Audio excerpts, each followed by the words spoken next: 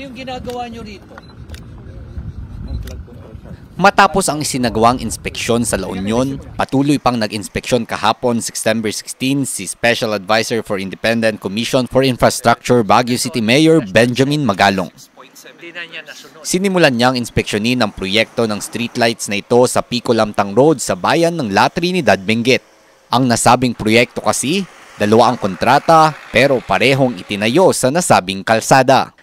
Nang sukatin ang distansya ng bawat poste, hindi daw ito akma sa nakasaad sa kontrata.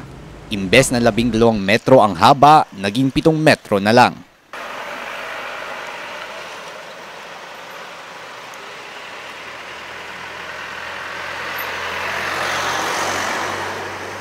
Bagamat hindi substandard, overpriced naman daw ito. Pina-compute ko itong mga to sa mga dealers. Sabi nila sa akin, ang range niyan sir is about 34 to 46,000.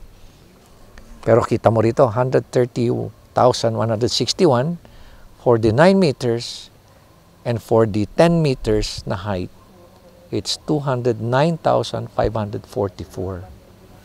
Wow!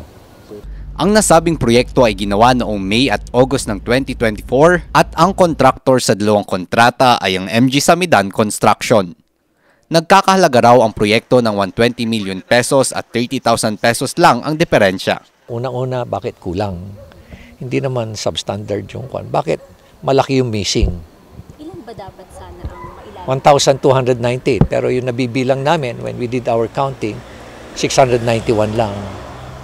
Sumunod namang ininspeksyon ng alkalde ang flood control project sa Bolo Creek at dito napakamot siya dahil hindi niya raw maintindihan ang proyekto. Sabi nila, may mga kwan daw, it will speed up yung flow ng water para ma-drain kagad yung flood water dito sa kwan. Yun daw ang gamit nun. Speed up the flow of water. Wala kami masabi. Pati nga yung engineer, di niya maintindihan. Yung municipal engineer, di rin niya maintindihan. Kaya siguro, kailangan natin ng experts' opinion. Nauna na itong idinadaing ng mga residente dahil mas lumala pa raw ang pagbaha sa lugar. Sumikip daw kasi ang daluyan ng tubig sa creek sa itinatayong suction tube na parte ng proyekto.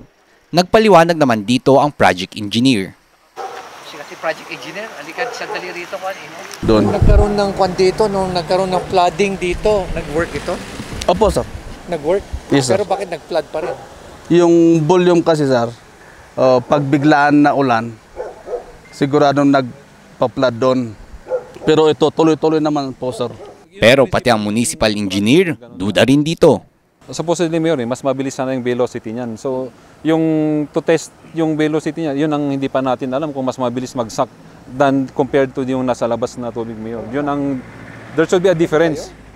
Ang nasabing proyekto ay nagkakahalaga ng 77 million pesos at sinimulan itong gawin noong Pebrero at nakatakdang matapos sa buwan ng Nobyembre. Kontraktor ng proyekto ay ang Universal De Leon Construction and Aggregates. Dahil dito, inabisuhan ni Magalong ang ICI na ipasubpina ang kinatawan ng Benguet First District Engineering Office para ipaliwanag ang dalawang nasabing proyekto. Ron Maranan, ORNG News.